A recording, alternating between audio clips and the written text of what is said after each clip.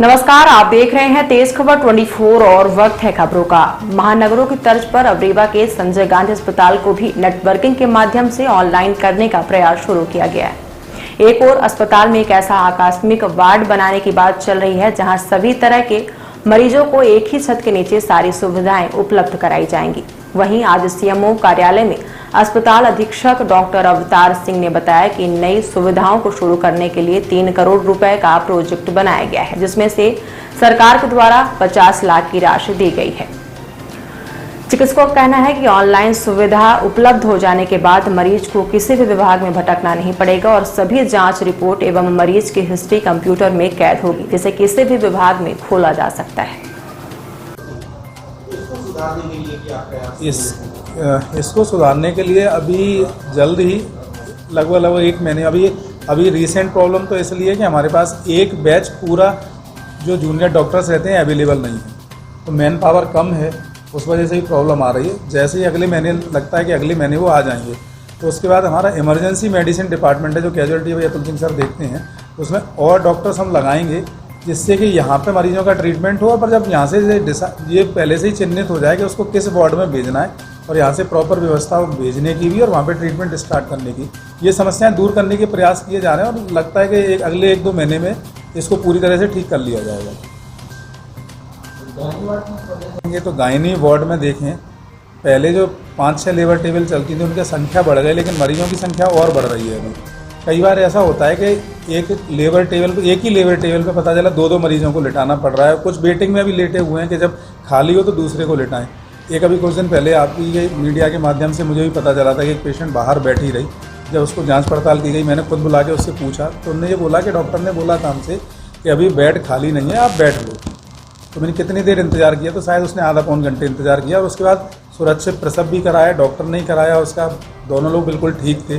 तो वो समस्या तब भी मैंने ये चीज़ बोली थी कि हम लोगों को सबको इस चीज़ के लिए प्रयास करना चाहिए कि हमारा डिस्ट्रिक्ट हॉस्पिटल वहाँ पे भी डॉक्टर्स अवेलेबल हैं, पेरीफेरी में भी डॉक्टर्स अवेलेबल हैं,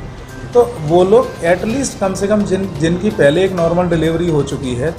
उन डिलीवरीज़ को अगर वहाँ पे कराने लगें, जिनकी कराई जा सकती है और हमारे यहाँ पे कॉम्प्लिकेटेड डिलीवरीज आएँ तो हम बेहतर सेवा दे पाएँ उस चीज़ के लिए। अदरवाइज होता यही है कि जो नॉर्मली जो डिलीवरी डिस्ट्रिक्ट हॉस्पिटल में भी कराई जा सकती है, पेरीफेरी में कराई जा सकती है, और जब यहाँ पे आती है तो ऐसा तो है नहीं कि हम मरीज़ को बोल देंगे कि भाई हमारे यहाँ पे सुविधा अवेलेबल नहीं है, तुम वहाँ पे जाओ डिस्ट्रिक्ट हॉस्पिटल, तो उसकी भी यहाँ पे कराई जाती है। तो जो कॉम्प्लिकेटेड डिलीवरीज जिनमें हमारी मैन पावर का सही यूज़ हो, वो थोड़ा सा कहीं ना कहीं लैकिंग होती है। हमारी तरफ से यही प्रयास है, हम तो मरीजों से भी ये अपील करते हैं कि थोड़ा सा वो भी संयम रखें और हमारी तरफ से जो हमारे पास रिसोर्सेज अवेलेबल हैं, ऐसे मैं नहीं ये कह रहा कि हमारे पास रिसोर्सेज कम हैं, लेकिन जितने होने चाहिए उनकी तुलना में कुछ हमको लगता है कि और ज़रूरत है। ठीक है, अब जैसे आपने ब्लड बैंक की बोली, ब्लड बैंक में अभी तक क्या था कि ब्लड बैंक के बहुत डोनेशन कैंप होते थे, तो ब्लड बहुत मात्रा में अवेलेबल रहते थे, कभी प्रॉब्लम नहीं आती थी। पिछले 2 महीने से क्या हुआ कि 2-3 महीने से कैंप भी नहीं लगे, तो जब ब्लड की कमी आने लगी तो मरीजों को समस्याएं होने लगी। तो हमने तो कलेक्टर साहब से ही बोला था, तो अभी आया है कि 26 तारीख को एक ब्लड डोनेशन कैंप करने जा रहे हैं, बहुत सारे सामाजिक संगठन उसमें पार्टिसिपेट कर रहे हैं। तो उनका टारगेट तो ये है, जो हमको उन्होंने कन्वे किया है कि हमारा टारगेट है कि 1000 ब्लड हम डोनेट कराएंगे। अब देखते हैं जितने हो जाएं, पर अगर हो जाएंगे तो मरीजों को वो भी सुविधा मिलेगी। बाद बाकी जहाँ तक ये है कि सुविधाओं के विस्तार की बात है, तो देख ही रहे हैं आप, सुविधाओं में विस्तार तो दिनों दिन हो ही रहा है। अभी एक इमरजेंसी मेडिसिन डिपार्टमेंट बनना है हमारा, तो जो कैजुअलिटी है, हो सकता है अगले 3-4 महीने के अंदर कैजुअलिटी आपको बिल्कुल नए रूप में दिखे।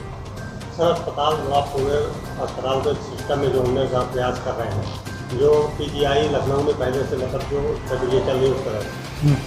स्वास्थ्य के क्षेत्र में क्या कर रहे हैं? ये तो एक ये होगा कि नेटवर्किंग सिस्टम में जो स्वास्थ्य के क्षेत्र में अगर देखा जाए तो मरीजों को जो दवाइयाँ हैं 95% दवाइयाँ उनको मिल जाती हैं। कभी कभार ऐसा होता है कि उस दवाइयों की सप्लाई में शॉर्टेज रहती है, कभी हमने ऑर्डर किया, सप्लाई करने में जो नॉर्मली उसको सप्लाई करनी चाहिए 1 महीने में कर दे, तो सप्लाई कई बार 2 महीने में कर रहा है, 3 महीने में कर रहा है। तो इस वजह से कई बार समस्याएं आती हैं, लेकिन कोशिश करते हैं कि ऐसी समस्याएं नहीं आए। जहाँ तक पॉसिबल होता है दवाइयाँ भी खरीदी जा रही हैं और मरीजों को ट्रीटमेंट तो देने की कोशिश की जा रही है।